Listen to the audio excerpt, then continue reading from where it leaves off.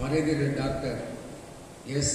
Augustine Chandrasekaran அவருடைய நற்செயல்களை நினைவு கூறுகிற இந்த ஸ்தோத்திர ஜெப கூட்டத்திற்கு வந்திருக்கிற ஆயர் பெருமக்களே, முன்னாள் திருச்சபை செயலர்களே, திருச்சபை தலைவர்களே,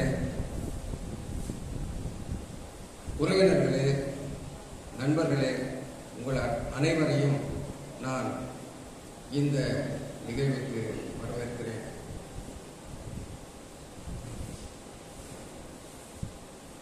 இந்த நிகழ்ச்சி ஏற்கனவே நடைபெற்றிருக்க வேண்டும்.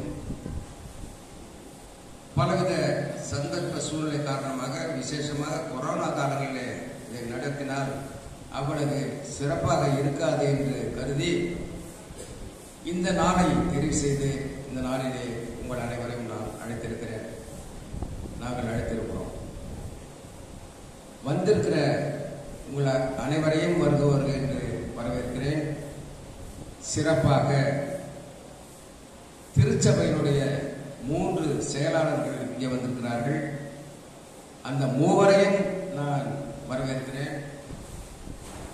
திருச்சபையிலே மூத்த ஆயர் பெருமக்கள், அவரோடு படித்தவர்கள், அவரோடு பணியாற்றியவர்கள், அவரிடத்திலே பயிற்சி பெற்றவர்கள் என திரளாக வந்திருக்கக்கூடிய ஆயர் பெருமக்கள் அனைவரையும் நான் வரவேற்கிறேன்.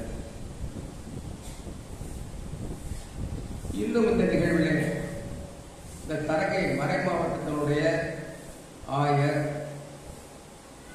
மத்திய மண்டலத்தினுடைய கண்காணிப்பு ஆயர் மற்றும் திருச்சபையிலே முக்கிய அங்கம் வகிக்கிற குருசேகர வாரியாக பொறுப்பாளர்கள், செயலாளர், பொருளாளர், உறுப்பினர்கள் உள்ளிட்ட அனைவரையும் நான் வருக என்று வரவேற்று எனக்கு கொடுத்த வாய்ப்பை நிறைவு செய்கிறேன்.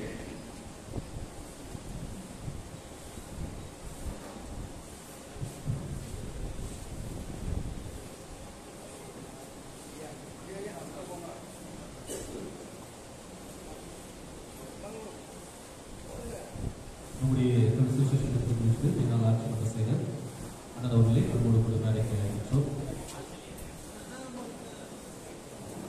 இப்பொழுது மறைந்த அறிவர் அகஸ்டின் அவர்களுடைய திருவுருவப் படம் திறந்து வைக்கப்படும். அதற்கு முன்பதாக நமக்கு வந்திருக்கின்ற மறைந்த ஆள் சந்திரசேகரன் அவர்கள் ஜெபத்தில் நிறைவேற்றுவார்கள்.